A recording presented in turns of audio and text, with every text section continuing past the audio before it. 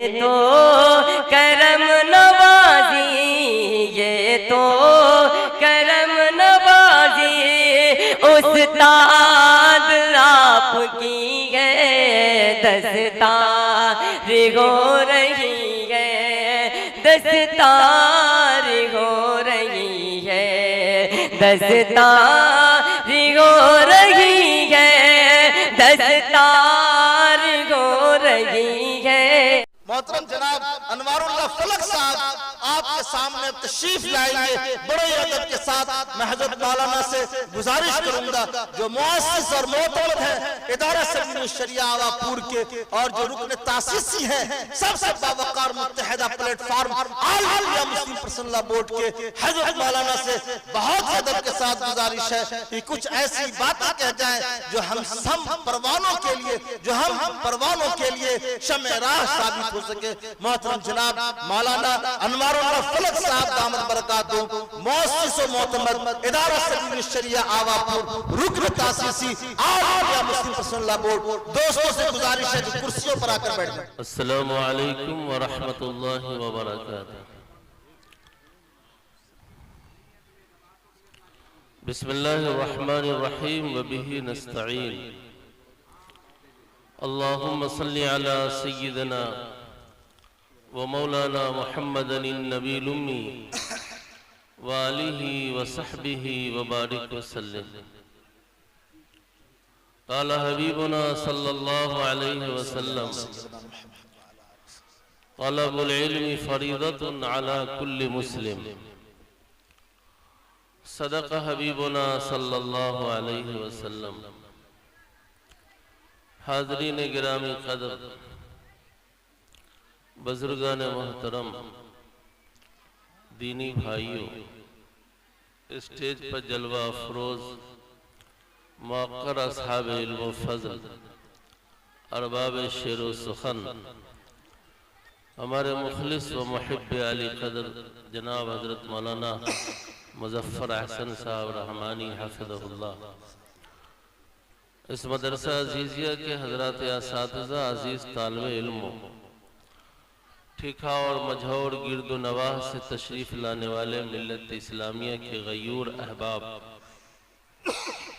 रब्बे करीम का बेपनाह शुक्र और एहसान है कि उसने अपनी शान करीमी से हम लोगों को एक अज़ीमुश्शान इजलास में शिरकत का शर्फ बख्शा है।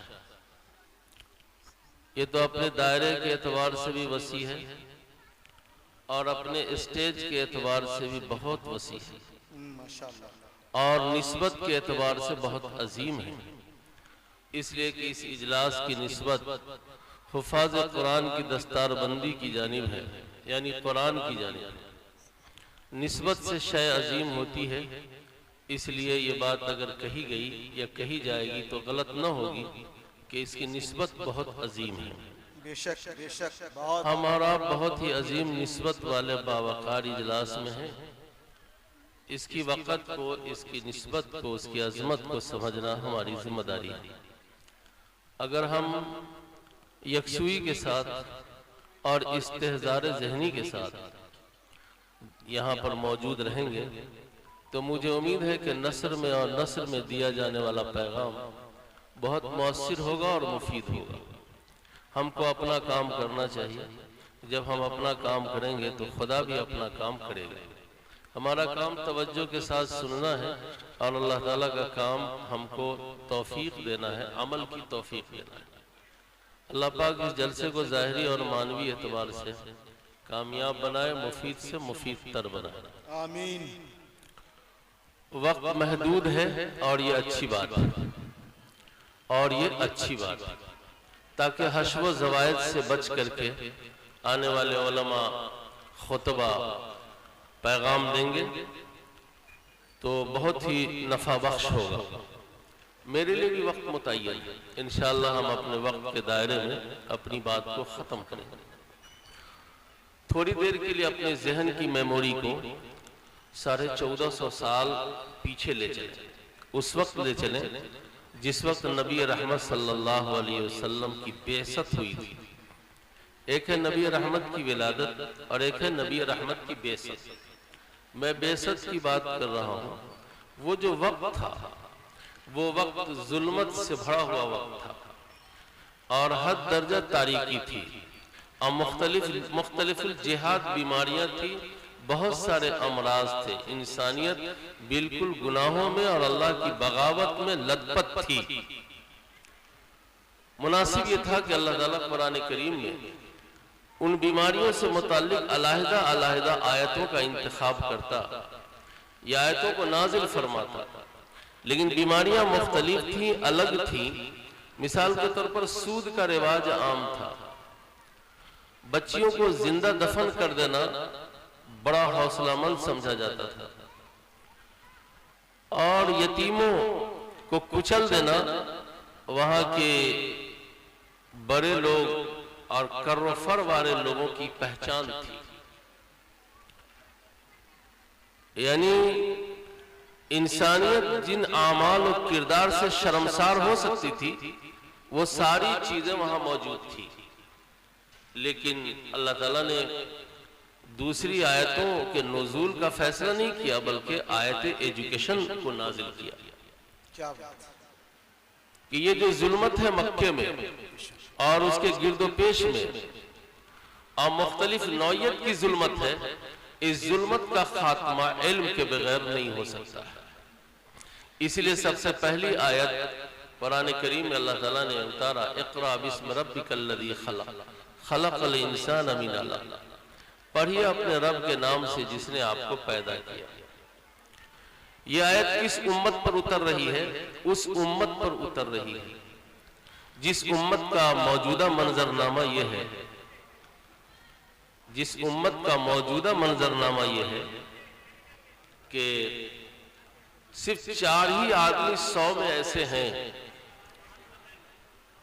जो अपने अब्बा और अपनी अम्मी की नमाज जनाजा पढ़ करके सपुर्द खाक कर सकते हैं।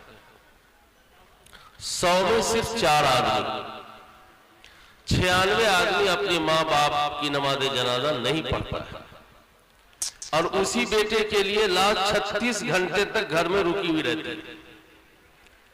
अगर मेरी बात पर यकीन न हो तो इस मजमा में जो उलमा है, तलबा है या हुफ्फाज है, उनको छोड़ करके बारी बारी आइए और जनाजे की दुआ सुनाइए तो पता चल जाएगा हम कहां पर खड़े हैं।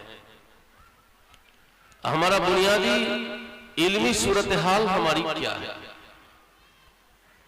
सिर्फ 4 आदमी ऐसे हैं 100 में जो अपनी अम्मी को और अपने अब्बा को नमाज जनाजा पढ़ के दफन करते हैं। 96 आदमी इससे गाफिल है। ये उस उम्मत की बात कर रहा हूं जिस उम्मत पर सबसे पहले आयत नाजिल हुई। 75% मुसलमानों को अब भी ईद और बकर ईद की नमाज नहीं पढ़ने आती और 98% अगर कहूं तो गलत नहीं होगा कि तकबीर तशरीक जो औरतों पर वाजिब है उन्हें याद नहीं है मौलाना। तकबीर तशरीक जो साल में 1 मर्तबा पढ़ने की चीज है कुर्बानी के जमाने में, वो 98% में एहतियात से बोल रहा हूं, 98% औरतों को मालूम नहीं, जबकि औरतों पर भी उसी तरह वाजिब है जिस तरह मर्दों पर वाजिब है। वो लोग जो 5 वक्ता नमाज पढ़ते हैं इमाम के पीछे उन अय्याम में तकबीर पढ़ लेते हैं, लेकिन जो नहीं पढ़ते हैं या इनफरादी नमाज पढ़ते हैं तो उनको तकबीर याद ही नहीं है कि वो पढ़। मैं बहुत ईरान तुरान की बात नहीं करता, जमीनी सतह की ये बात है। अब अंदाजा लगाएं कि ऐसी जहालत हमारे यहाँ इस वक्त मौजूद क्यों है? इसलिए मौजूद है कि हमारे बड़ों ने और इससे पहले के बुजुर्गों ने अपनी नई नस्लों को या अपनी नस्लों को मकतब से नहीं जोड़ा, मस्जिद से नहीं जोड़ा, मदरसों से नहीं जोड़ा, जिसका नतीजा यह है कि आज वो अपनी ही औलाद के जरिए से बगैर नमाज जनाजा के दफन होने के लिए तैयार बैठे हुए और उसी बेटे के इंतजार में 36 घंटे तक लाश रोकी जाएगी कि बच्चा आएगा तब तदफीन अमल में आएगी, उससे पहले नहीं आएगी। अभी भी खुद दिल ही दिल में जरा जनाजे की दुआ पढ़ के देखिए ना, याद है कि नहीं? ये 9 सफ जनाजे की सफ़े लगती हैं। अगर कोई मशहूर आदमी का इंतकाल हो जाता है तो माइक से भी ऐलान होता है। सिर्फ इसलिए ऐलान होता है माइक से ताकि मेरा बाप बहुत बड़ा था, दुनिया ये कहेगी कि इसके जनाजे में बहुत लोग शरीक हुए। लेकिन शरीक होने वाले सिर्फ 4 आदमी 100 में होंगे जो उस मय्यत पर नमाज जनाजा पढ़ी होगी। बकिया तो सिर्फ हाथ पकड़ के खड़ा रहा। मैं जनाजे की दुआ का टेम्परेचर नहीं बता रहा, मदारिज शरीयत मुझे भी मालूम है कि शरीयत में अहकामात के अंदर टेम्परेचर है, वो बदलता रहता है, हालात के तहत उसकी अहमियत बढ़ती रहती है। मैं जहालत पर रोशनी डाल रहा हूं कि ये सूरत हाल है। ये उस रियासत की सूरत हाल है जिस रियासत के बारे में कहा जाता है यहां उलमा बहुत है, यहां हुफ्फाज बहुत है, यहां मदरसे बहुत है, और उसकी वजह से पब्लिक परेशान नजर आती है।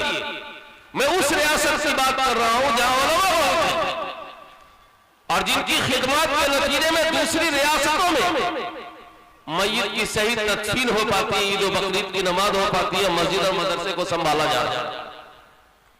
खुद उस रियासत की उमूमी जहालत का आलम ये उस उम्मत की बात कर रहा हूं जिस उम्मत पर आयत एजुकेशन सबसे पहले नाजिल हुई, पढ़ी। चंद साल पहले की सर्वे रिपोर्ट बताती है कि इस आसमान के नीचे इस जमीन के ऊपर सबसे ज्यादा पढ़ने वाली कौम अगर कोई है तो वो यहूदी है। यहूदी जो इजराइल में आबाद है,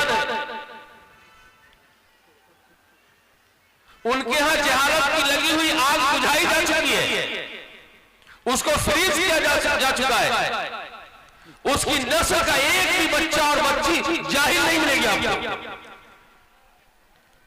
सर्वे रिपोर्ट बताती है कि दूसरे नंबर पर जो सबसे ज्यादा पढ़ने वाली कौम है वो ईसाई है।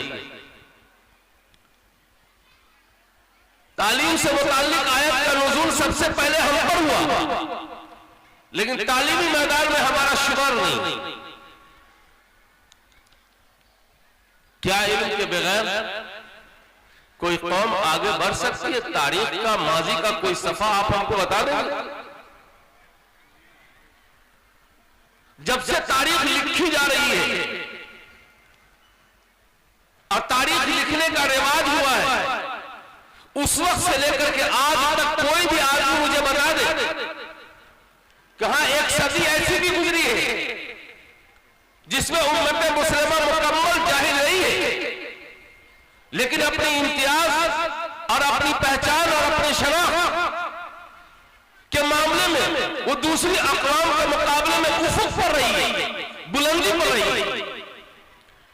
मुझे माजी में कोई ऐसी तारीख का सफा आप नहीं बता सकते। आज भी आप क्या चाहते हैं कि हम हिंदुस्तान की मुख्तलिफ आबादी में, हिंदुस्तान की बहुत बड़ी आबादी में, हम मुख्तलिफ आबादी में, हम मुख्तलिफ मज़ाहिब के बीच में अपनी शनाख्त, अपना पहचान, अपना वजूद बावजन रखें तो जरूरी है उसके लिए कि अपनी नस्लों को तालीम से वाबस्ता किया और सबसे पहले बुनियादी दीनी तालीम से जोड़िए। मैं कहता हूं कि नए मकातिब खोलने की बातें तो हो रही है, नए मकातिब खोलने की बात तो हो रही है, लेकिन मैं उससे आगे बढ़कर कहता हूं ठीका वालों कि हिंदुस्तान में जो मकातिब बंद है उसको खोल लीजिए, नया काम करने की जरूरत आपको नहीं पड़ेगी। क्या बात। और मेरे ख्याल से हिंदुस्तान में तकरीबन 10 करोड़, एहतियात से बोल रहा हूं, 10 करोड़ से ज्यादा मकातिब हैं जो बंद हैं,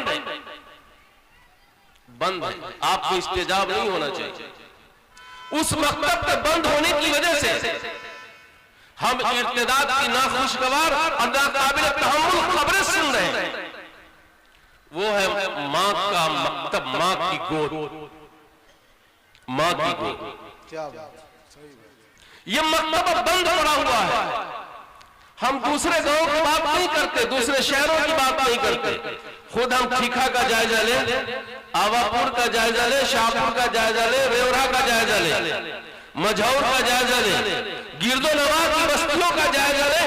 कितनी बस्तियां हैं जिसमें औरतें हैं, बच्चे की मां मौजूद है और उस मां का गोद दीनी बुनियाद पर मकतब की हैसियत से खुला हुआ है।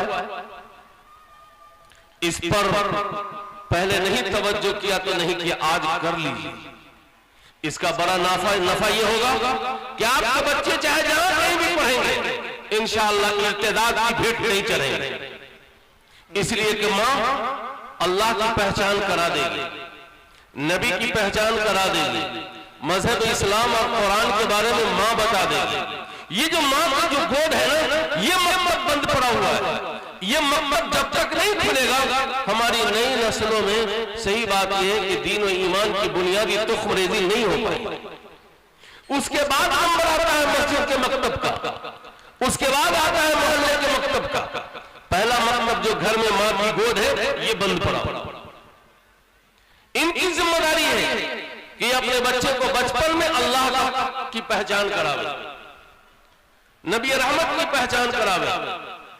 इन मकातिब को खोलने के लिए घर के जिम्मेदार हजरात बेदार हो, फिक्र करें। इस वक्त जो हमारे साथ मुल्क में जो हालात है, वो हालात अभी तीर और तलवार के बहुत दूर है। नजरियाती जंग का मसला है, फिक्री इर्तिदाद से उम्मत मुस्लिमों को बचाने का मसला है, ज़हनी और क़ल्बी इर्तिदाद से उम्मत मुस्लिमों को बचाने का मसला है। उसके लिए तीर और तलवार का मसला नहीं है, उसके लिए इल्म आगाही का मसला है, उसके लिए बुनियादी दीनी तालीम का मसला है।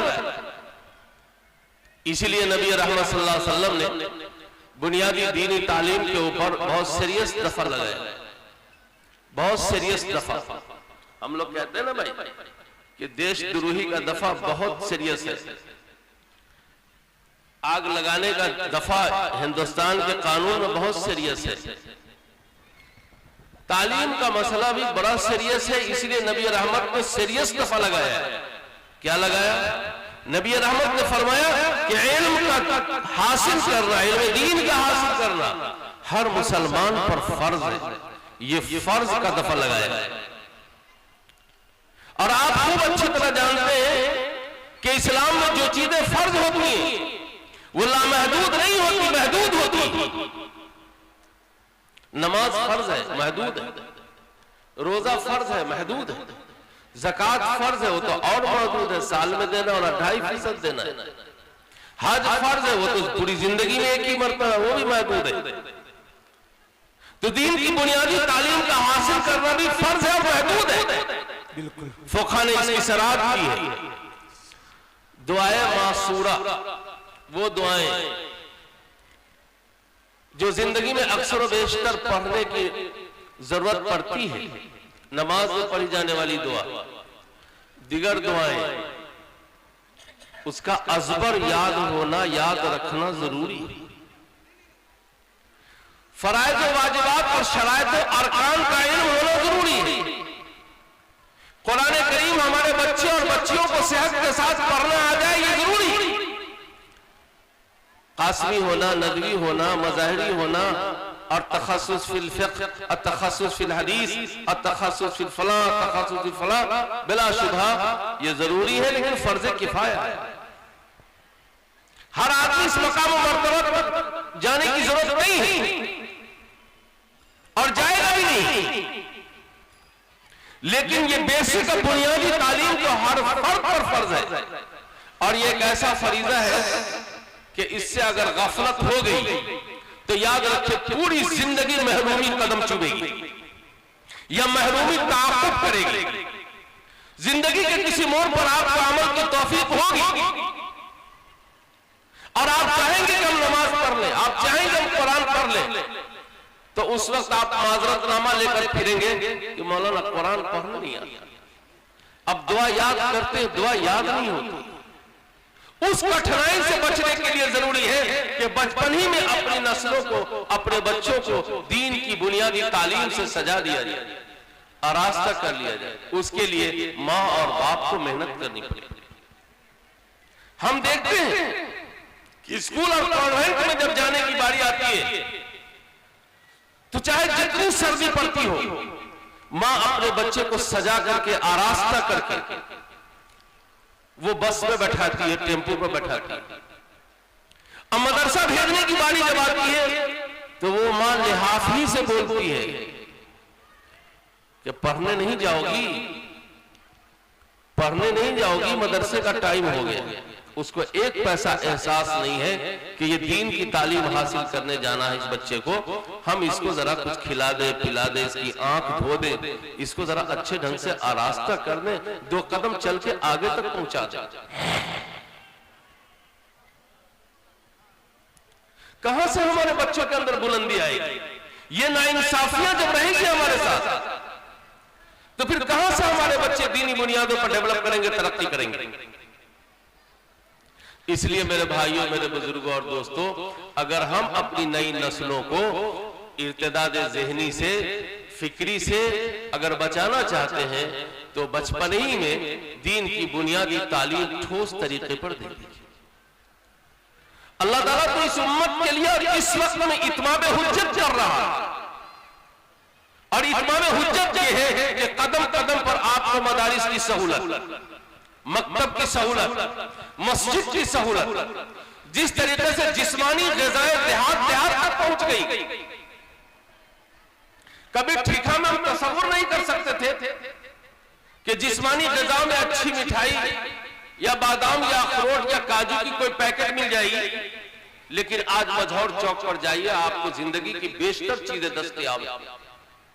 तो जिस्मानी तौर पर अल्लाह ताला ने यह सहूलत पैदा किया कि आपकी खुराक, आपकी पोशाक को सहलुल हुसूल बना दिया, आपके घर तक पहुंचा दिया। तो रूहानी और ईमानी एतबार से भी अल्लाह ने यह निजाम बनाया कि कदम कदम पर आपको मदारिस दिए, मकातिब दिए, मसाजिद दिए, ताकि मोहम्मद रसूलुल्लाह सल्लल्लाहु अलैहि वसल्लम की ये उम्मत ये न कह सके कि हमारे यहाँ दीनी तालीम का कोई इंतजाम नहीं, हमारे यहाँ दीनी तालीम का कोई बंदोबस्त नहीं, हमारे यहाँ कोई निजाम नहीं था। इसलिए हमने अपने बच्चों को दीन की तालीम से नहीं जोड़ा, नहीं पढ़ा सकते। ये जो सहूलतें मैसर है आज से 25 साल, 30 साल, 40 साल पहले ये सहूलतें नहीं थी, 50 साल पहले तो और भी नहीं थी।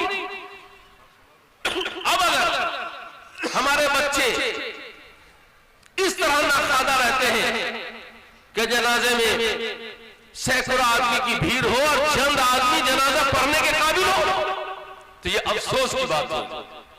उन माओं को बहुत सोचना होगा, उन बाप को भी सोचना होगा जिनके बच्चे दीन की बुनियादी तालीम से नाखादा है। क्या उनका बेटा उनकी जनाजा पढ़ सकेगा? याद रखिए, जितना दिल वालिदैन की जुदाई से बेटे का टूटेगा, बेटी का टूटेगा, उसके बाद ही किसी को गम हो, दर्जा बदल जाए। क्योंकि गम बकदरे ताल्लुक होता है, और बेटे को माँ बाप से गैर मामूली ताल्लुक, गैर मामूली मुनासिबत है, बीच में निस्बत का कोई फासला नहीं हो, डायरेक्ट है। माँ बाप की जुदाई पर जो गम उस बच्चे को होगा, दूसरे को बाद में हो। अपने औलाद को ऐसा न छोड़िए कि वो आपकी जनाजा भी ना पढ़ सके, वो अपनी नमाज भी ना पढ़ सके, वो कुरान करीम की तिलावत न कर सके, उनको नियतों का पता ना हो, उनको तहारत और पाकीज़गी का इल्म ना हो। बड़ी आसानी के साथ हमारे मुखलिसीन मशवरा देते हैं कि मौलाना उलमा को और भी दूसरी लाइनों में आना चाहिए, उलमा को दूसरी लाइनों में आना चाहिए। भाई सच्चर कमेटी की रिपोर्ट के मुताबिक तो 2%, 4% से अब 2% पर मामला आ गया है। ये 2% ही लोग तो मदरसे में पढ़ रहे हैं। अगर इन 2% को भी दूसरी राह में आप ले जाएंगे तो आपके मजहबी फरीजे की अदायगी कैसे होगी, उसको कौन अंजाम देगा? ये जो दीवाने बन रहे हैं इनको दीवाना रहने दीजिए। ये जब तक दीवाने रहेंगे ना, उस वक्त तक आपकी नस्लें अच्छी रहेंगी। जिस दिन इनको खिसका दीजिए ना, नस्लें पागल हो जाएगी, वो राह रास्त भटक जाएगी। ये जो 98% हमारे स्कूल कॉलेज में है, उनके दीन और ईमान की फिक्र क्यों नहीं हो रही है? उनके कलमात की फिक्र क्यों नहीं हो रही है? बात बड़ी बड़ी तंजीमें ऐसी भी इस मुल्क में जो हमारे मदारिस से हुफ्फाज़ कलाम को कलेक्ट करती है, और वो कहते हैं कि हुफ्फाज दीजिए, हम उसको डॉक्टर बनाएंगे, इंजीनियर बनाएंगे। जरा आप सोचिए, दिल पर हाथ रख करके, वो हुफ्फाजी को क्यों मांगते हैं? वो स्कूल में क्यों नहीं जाते? वो कॉलेज में क्यों नहीं जाते? क्या आप ये समझते हैं कि स्कूल में पढ़ने वाला सारा लड़का अमीर है? नहीं, वहां भी बहुत प्रॉब्लम है। बाज बच्चे ऐसे भी हैं जिनकी स्कूल की फीस देना मुश्किल है, किताब खरीदना मुश्किल है। ऐसा नहीं है कि सारे बच्चे मदरसे में पढ़ने वाले गरीब हैं और स्कूल में सारे बच्चे पढ़ने वाले अमीर हैं। नहीं, ऐसा नहीं है। वहां जो 98% है, वहां से क्यों नहीं बच्चे लेकर उनको डॉक्टर बनाते, इंजीनियर बनाते हैं? असल मसला यह है कि मदरसे से जब हाफिज लेकर जाएंगे तो अमेरिका में, लंदन में जाकर कहने में उनको आएगा कि मैं हाफिजों को डॉक्टर बनाता हूं, तो डोनर बहुत पैसे देंगे। असल मसला यह है, और उसकी वजह से हमारा बहुत सारा जहन और कीमती असासा जो कल खालिद सफरुल्लाह रहमानी बनकर आता, काजी मुजाहिद इस्लाम रहमतुल्लाह अलैह बनकर के आता, मिन्नतुल्लाह रहमानी बनकर के आता, और दूसरे उलमा बनकर आते, मुफस्सिर बनकर आते, मुहद्दिस बनकर आते। ऐसी ज़हनी कुव्वतों को किडनैप किया जा रहा है। माँ भी खुश, बाप भी खुश, फैमिली भी खुश, बच्चा हाफिज हो गया, कम ही पैसे में उसका एडमिशन हो गया है, वो तो नीट की तैयारी कर रहा है। ये तंजीमें मेरे हक में नहीं है, नहीं नहीं। मैं उनसे अदबन कहता हूं कि आप स्कूल में झांकिए, आप कॉलेज में झांकिए, वहां से आप ज़हीन गरीब बच्चों को उठाइए और उनको आप डॉक्टर बनाइए। वो इसी राह में गए हैं जो बच्चे हमारे मदरसे में आए हैं। हमारी खुद बहुत बड़ी जरूरत है, हमको अच्छा हाफिज चाहिए, अच्छा कारी चाहिए, अच्छा मुफ्ती चाहिए, अच्छी किताब पढ़ाने वाला आला दर्जे का मुदर्रिस चाहिए, ज़हीन फतीन इस जमात को चाहिए। आप हमारे ज़हीन बच्चों को सिर्फ सब्ज बाग दिखला करके आप किडनैप मत कीजिए। ये 4% पर इतने हमले का हम बता नहीं सकते। इन्हीं को कहा जा रहा है कि आप फला बनिए, फला बनिए, फला बनिए, फला बनिए। जो स्कूलों में बच्चे हैं, कॉलेजों में बच्चे, उनको क्यों नहीं पूछा जाता? क्या वो इस काबिल नहीं कि उनको पूछा जाए? क्या उनकी रहनुमाई नहीं की जा सकती? क्या उनकी मदद नहीं की जा सकती? वो स्कूल का बच्चा इस वक्त बहुत जरूरतमंद है कि उसकी रहनुमाई हो, उसकी बैकिंग हो, और ऐसी बैकिंग हो कि वो बच्चा आगे चल करके आला तालीम से आरास्ता होकर के समाज में, मुल्क में आए। लेकिन नहीं, बड़ी बड़ी कुव्वतें सिर्फ इसी मदरसे के प्रोडक्ट पर और मदरसे के फैज याफ्ता पर लगी हुई है कि हम यहां से हासिल करें, ताकि हम दुनिया को दिखला सके कि हम हाफिजों को डॉक्टर बना रहे हैं, हाफिजों को इंजीनियर बना रहे हैं। एक डॉक्टर अंग्रेजी पढ़ने के बाद इंजीनियर नहीं हो सकता। अंग्रेजी डॉक्टर हेमियोपैथ डॉक्टर नहीं हो सकता। हेमियोपैथ डॉक्टर अंग्रेजी डॉक्टर नहीं हो सकता। अगर हम आलिम हैं, हाफिज हैं और हम कंप्यूटर नहीं जानते हैं तो इसमें कौन से ऐप की बात? अगर हम इंजीनियरिंग नहीं जानते हैं तो कौन से ऐप की बात? हमको हमारे मौजू में ढूंढिए कि मेरा जो सिलेबस रहा, मेरा जो मौजू रहा, मैंने जो पढ़ा, उसमें मैं कामयाब हूं या नहीं। अगर मैं उसमें कामयाब हूं तो दुआ दीजिए और काम लीजिए। ये मिजाज बना, ये मिजाज बनाएंगे तो यकीन जान लीजिए कि आपके इलाके में, आपके खित्ते में दीनी तालीम की फिक्र होगी और आपका इदारा हरा भरा होगा और उसका फैज इलाका, मुज़फ़्फ़रात को, मुल्क को, आलम को पहुंचे। क्या बात, कितना वक्त हो गया? टाइम के खिलाफ है अभी वक्त। दो बातें मैंने आपकी खिदमत में अर्ज किया है। एक तो इस उम्मत पर तालीम से मुताल्लिक आयत सबसे पहले उतरी और आयत तालीम की अव्वलियत और उसकी तकदीम खुद बताती है कि उम्मत पढ़ने वाली होगी, ये उम्मत पढ़ाने वाली होगी। दूसरी बात मैंने ये बताया कि हमारे मदरसों से बाद लोग हुफ्फाज को और उलमा को खींचते हैं, सब्ज बाग दिखलाता है। खुद मुझे मधुबनी में चंद साल पहले एक कंप्यूटर के बड़े इंजीनियर मिले, कहा कि मौलाना मैं ये चाहता हूं कि ये जो हजरात उलमा बैग लेकर जो घूमते हैं इससे उनको नजात मिल जाए, अब मैं उनको ऐसा कंप्यूटर सिखला दूं कि वो खुद कफील हो जाए। मैंने कहा कि आप तो बाग तो अच्छा दिखला रहे हैं, आपने पढ़ा है? तो हाँ हमने पढ़ा है। क्या पढ़ा है? तो फला फला पढ़ा है। तो आप तो बहुत कुछ तहकीक किया होगा। कहाँ? अहद बदल गया है, दौर बदल गया है, साइंस ने और टेक्नोलॉजी ने बहुत तरक्की की है। तो अब बताइए कि गुस्ल में कितने फराइज हैं? तो बड़ा खफा हुआ, कहा कि ये बचपन वाला सवाल आप मुझसे करते, कौन नहीं जानता है कि गुस्ल में 6 फराइज हैं?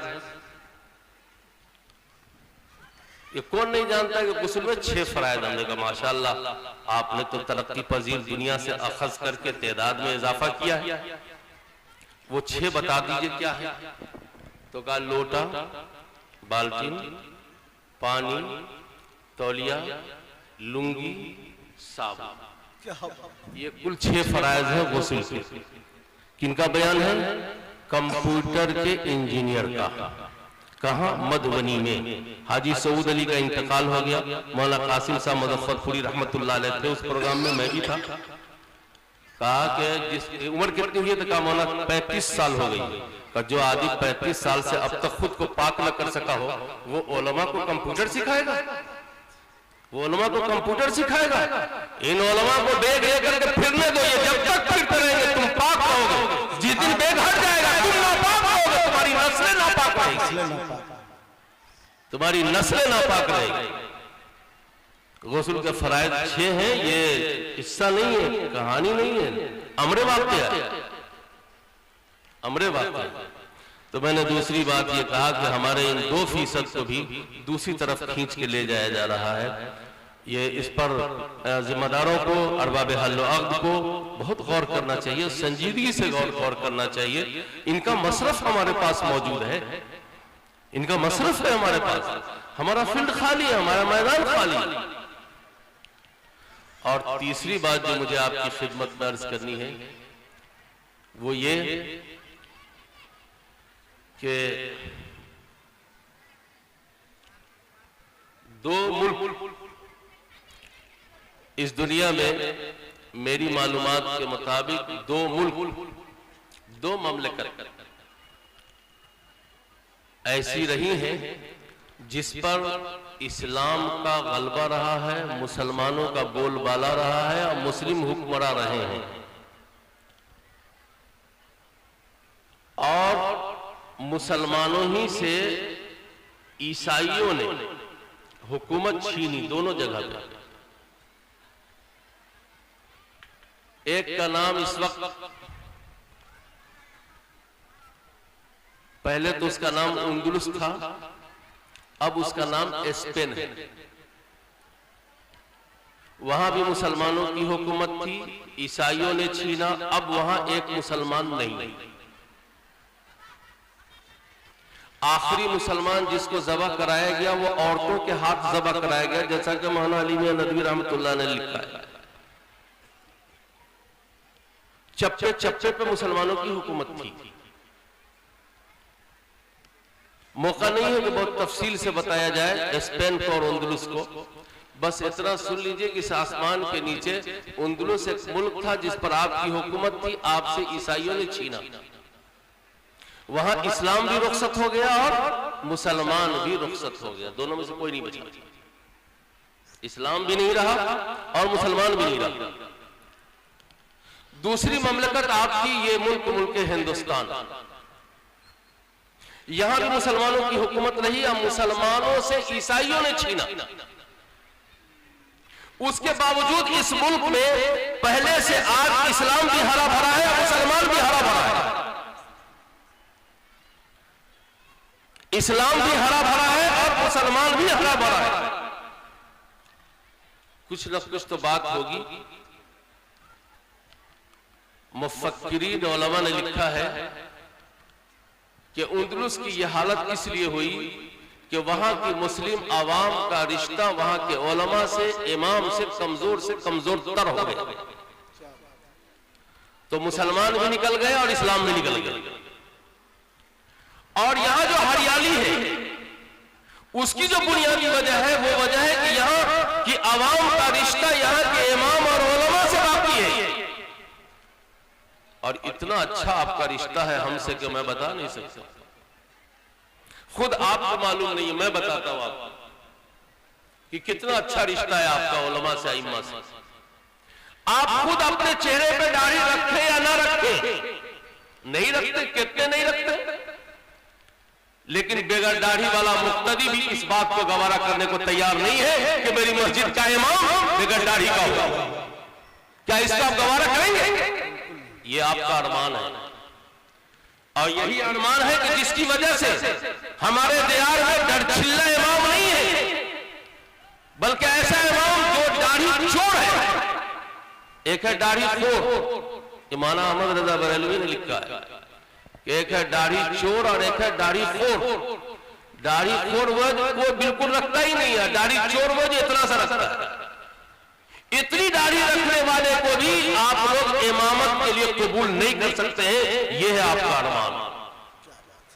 उस अरमान की बरकत यह है कि आज मस्जिदों में इमाम की शरीक मिल रहे हैं आपको, वरना मेरी इन दोनों आंखों ने 12 मुल्कों में देखा है ऐसी फसी अरबी बोलते हुए, अल्लाह अकबर, ऐसी मुदल्लल तकरीर करते हुए कि जी चाहता था कि होठ चूम लूं। एक दावा करते थे, उस दावा को के सबूत में फौरन कुरान की आयत पेश कर देते थे। एक दावा पेश करते थे और फौरन हवाले के साथ हदीस पेश कर देते थे, वो भी मुस्लिम शरीफ की रिवायत, बुखारी शरीफ की रिवायत। ऐसी मुदल्लल तकरीरें, लेकिन चेहरे पे दाढ़ी नदारत, टाई लगा हुआ है, पैंट शर्ट पहने हुए, ऊपर से जुब्बा चढ़ा लिया और खुतबा दे रहे। अब तक अल्हम्दुलिल्लाह हमारे दियार को ऐसा मुंह देखने की नौबत नहीं आई है, और खुदा न करे कि आइंदा।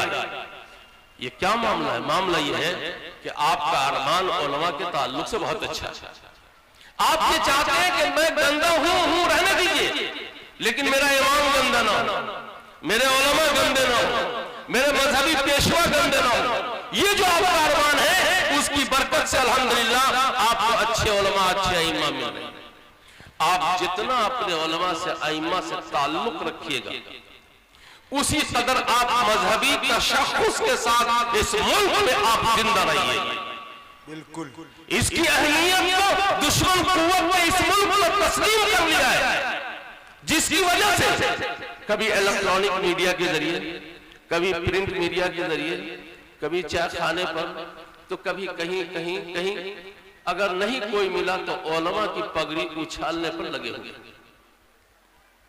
उलमा की पगड़ी, जिस दिन उलमा का और अवाम का रिश्ता फासले पर चला जाएगा और टूट जाएगा, तो मैं नहीं कहता, हमारे वो बुजुर्ग कहकर जा चुके हैं जो जन्नत रसीद हैं, कि उस दिन इस मुल्क में उम्मत को बचाने वाला कोई न होगा। इसलिए मेरे भाइयों, मेरे बुजुर्गों और दोस्तों, अपने उलमा से, अपने आइम्मा से अच्छा, मुस्बत और मजबूत ताल्लुक रखें। कमी कोताही कहाँ नहीं। अंबिया मासूम हैं, सहाबा महफूज हैं, और बाकिया लोगों के बारे में हुस्ने जन रखने की तलकीन है। ये 3 मेयार कायम है। फिर हम हुस्ने जन से उतरते क्यों हैं? बदजनी में मुब्तला होते क्यों हैं?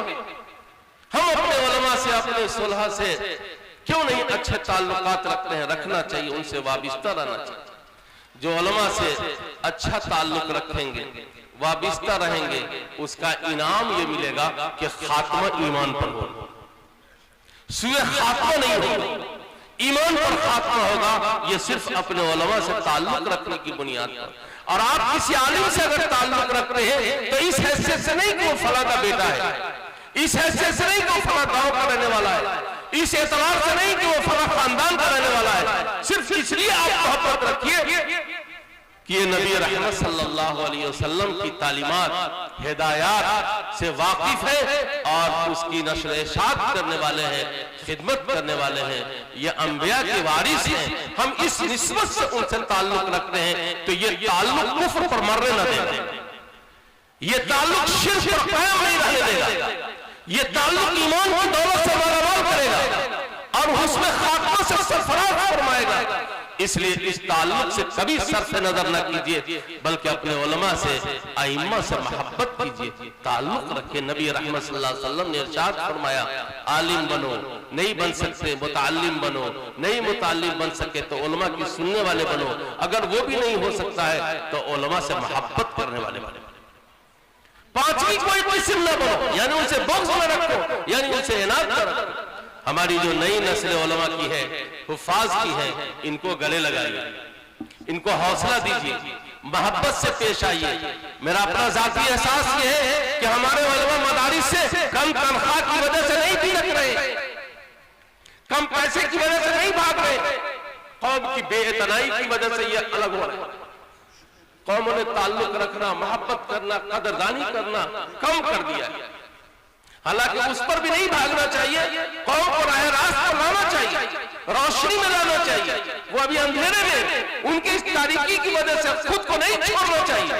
मैं उनसे कहता हूं, लेकिन आपसे ये कहता हूं कि अगर वाकई कमी हुई है तो नई नस्ल के उलमा हुफ़ाज़ जो हमारे दरमियान आ रहे हैं, उनको आप गले लगाइए, उनके कांधे पर हाथ रख दीजिए। बाबू तुम काम करोगे, बड़ा काम करोगे, तुमसे दीन का काम होगा, तुमसे नस्लों में दीन इस्लाम की इशाअत होगी, हिफाजत होगी, तो उनका हौसला बुलंद होगा।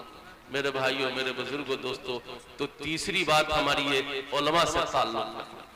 चौथी और आखिरी बात है, मैं उसके बाद मैं अपनी बात खत्म कर लूंगा, मेरा वक्त भी हो जाएगा। नबी रहमत सल्लल्लाहु अलैहि वसल्लम ने सबसे पहले मक्कतुल मुकर्रमा में मकतब कायम फरमाया। उसमें 39 तलबा ने एडमिशन लिया। 40 की तादाद सैयदना उमर फारूक से पूरी हुई और सैयदना उमर फारूक वहां से सबको लेकर के निकले, बैतुल्लाह में आए। उस वक्त जो मकतब था, दर हकीकत इस्लाम अपनी पूरी कुल्लियात जुज़ियात के साथ महसूर था। हजरत उमर फारूक ने बेल कराया, ये ऐसा बेल कराया कि मुसलमान तो जेल जाएगा आएगा, लेकिन इस्लाम को अब कभी जेल नहीं होगा। वो मकतब दार अरकम में था। वहां से जब नबी रहमत सल्लल्लाहु अलैहि वसल्लम मदीना तशरीफ लाए तो मस्जिद नबी की दाग बेल के बाद बहुत मुनासिब होता कि आका सल्लल्लाहु अलैहि वसल्लम अपनी रिहाइश की फिक्र करते, मुहाजिरीन की रिहाइश की फिक्र करते, लेकिन अल्लाह के रसूल ने इसकी तरफ तवज्जो नहीं की, बल्कि सबसे पहले मस्जिद की बुनियाद डाला और उसके बाद मदरसे की बुनियाद डाला, जिसको मदरसा सुफ़ा कहा जाता है। बहुत सारे हुज्जाज यहाँ मौजूद हैं, उमरा वाले मौजूद हैं, मक्कतुल मुकर्रमा जो मदीना मुनव्वरा जाने वाले लोग मौजूद हैं। सबों ने देखा होगा कि मस्जिद नबवी की सतह नीची है और हुजूर ने जो मदरसा कायम किया था उसकी सतह ऊंची। हमारे सीतामढ़ी में ठीका मझौर में अगर कोई आदमी मदरसा बनाए, आप मस्जिद से जरा ऊंचा करके दिखा दे, ना मौलाना को पूरा गांव मिलकर तलाक दे दिया तो फिर मेरा नाम नहीं, पूरा गांव मिलकर के तलाक दे देगा। देखिए मौलाना लोगों ने मदरसा को ऊंचा कर दिया और अल्लाह के घर को नीचा कर दिया। ऐ मेरे भाइयों, जरा नबी को तो देखो कि नबी रहमत ने मस्जिद की सतह को नीचा रखा और जो मदरसा कायम किया उसकी सतह को ऊंचा रखा। मैंने 2008 में पाकिस्तानी बुजुर्ग से उसी जगह पूछा था कि हजरत ये क्या मामला है, मस्जिद नीची मदरसा ऊंचा? तो हजरत ने फरमाया कि कहां से आया? इंडिया से। कहा जी हाँ इंडिया से आया हूं। कहा देवन से पढ़े हो? मैंने कहा जी देवन से पढ़ा है। कहा थानवी सिलसिले से हो? मैंने कहा खुदा का शुक्र है थानवी सिलसिले से हूं। तो अपने शागिर्द से कहा साइड हो जाओ, साइड हो जाओ, ये बोली साहब को बैठने दो, ये इसी मदरसे की शाख से पढ़ते हैं देवन से। उसके बाद उस बुजुर्ग ने फरमाया कि जाओ जाओ इंडिया जाओ, इंडिया जाओ, इंडिया में जाकर के मुसलमानों से बता देना जब तक उनकी आबादी में मदरसा ऊंचा रहेगा ये उम्मत ऊंची रहेगी। मदरसा ऊंचा रहेगा ये उम्मत ऊंची रहेगी। ईमान के एतबार से, अखलाक के एतबार से, तहजीब के एतबार से, किरदार के एतबार से उम्मत ऊंची रहेगी। नबी रहमत ने मदरसा को ऊंचा करके पूरी उम्मत को पैगाम दिया कि अपनी आबादी में तालीम के सेंटर को, एजुकेशन के मरकज को बुलंद रखो। ये जब बुलंद रहेंगे तुम्हारी औलादें बुलंद रहेंगी, तुम्हारी नस्लें बुलंद रहेंगी। अगर इससे सरफ नजर कर लिया और इसको पस्त कर दिया तो तुम्हारी पस्ती के लिए तीर और तलवार उठाने की जरूरत नहीं है, तुम्हारी तबाही के लिए जंग बर्पा करने की जरूरत नहीं है, आग के गोले छोड़ने की जरूरत नहीं है, फौलादी और आग की कुव्वतों के इस्तेमाल की जरूरत नहीं है। तुम्हारे मिटाने के लिए जिहालत के दलदल में डाल देना काफी है। अब भी अगर हमने मदरसे की अहमियत को नहीं समझा तब कब समझेंगे? अब तो दुश्मन समझ रहे हैं और अपने लोग पीछे हट रहे। नहीं, आइए आगे आइए, आगे बढ़िए, इदारे दीन इदारे को गले लगाइए, इससे हमारी नस्ल का तहफ्फुज़ बका है। दूसरी तालीमी मैदानों में मना नहीं करता, इस्लाम भी मना नहीं करता, हमारे बुजुर्ग भी मना नहीं करते, बस ये चाहते हैं कि आप पहले ईमान से, इस्लाम से वाकिफ हो जाए। हर नफा बख्श इल्म के मैदान में आप क्वालिटी के साथ आए, सिर्फ क्वांटिटी नहीं। हमारे यहाँ जो आधार कार्ड में और पहचान पत्र में जो गड़बड़ी है, तो आप क्या समझते हैं ये गड़बड़ी नीतीश कुमार की वजह से, ये गड़बड़ी वजीर दाखिला खारजा की वजह से? नहीं, ये गड़बड़ी उन अलग टप पढ़े लिखे की वजह से है जिनको सही से हिंदी अंग्रेजी में आपका नाम भी नहीं लिखने आता है, और वो है मैट्रिक पास। एक एप्लीकेशन नहीं लिखने आता है, एक दरखास्त लिखने नहीं आती। इन लोगों ने जो नाम लिखा, जैसा लिख करके दिया वैसा कंप्यूटर पर गया, नाम गड़बड़ होकर गया। तो हमारे यहाँ क्वांटिटी में अध कछुआ पढ़े लिखे बहुत मिलेंगे, क्वालिटी में पढ़े लिखे लोग कम मिलेंगे। आज का ये मुबारज़ाती जमाना है, मुकाबला जाती जमाना है, ये कंपटीशन का जमाना है। आज तो इख्तिसासी तालीम की जरूरत है, चाहे आप असली मैदान में रहे कि मजहबी मैदान में रहे। जब तक तखस्सुस नहीं है, जब तक स्पेशलाइजेशन कोर्स आपका नहीं किया है, तो इस मुबारज़ाती दौर में आपका और आपकी नस्लों का कोई इम्तियाज नहीं रहे। खुदा करे कि हम इन पैगामात को जिसको हमने सुना है उस पर गौर करें, फिक्र करें, तवज्जो करें और तवज्जो के साथ साथ अमल करने की कोशिश करें।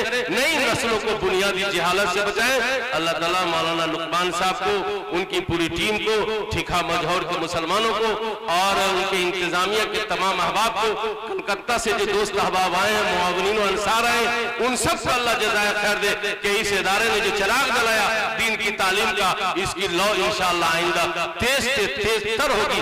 बहुत इम्कानात है, बड़ी फुर्सत है, नाउमीदी और कभी करीब में नहीं आने देना है। हौसले से, सब्र से, हिकमत के साथ काम करना है। इंशाअल्लाह ये काम आगे बढ़ेगा। इन्हीं चंद गुजारिशात और गैर मुरत्तब पैगामात के साथ मैं अपनी बात को खत्म करता हूँ। रब्बना तक़ब्बल मिन्ना इन्नका अंतस समीउल अलीम बिहुर्मति मुहम्मदिन अबू बकर व उमर व उस्मान व अली व अस्हाबि अजमईन व बिरहमतिका या अरहमर राहिमीन व आखिर दावाना अल्हम्दुलिल्लाहि रब्बिल आलमीन।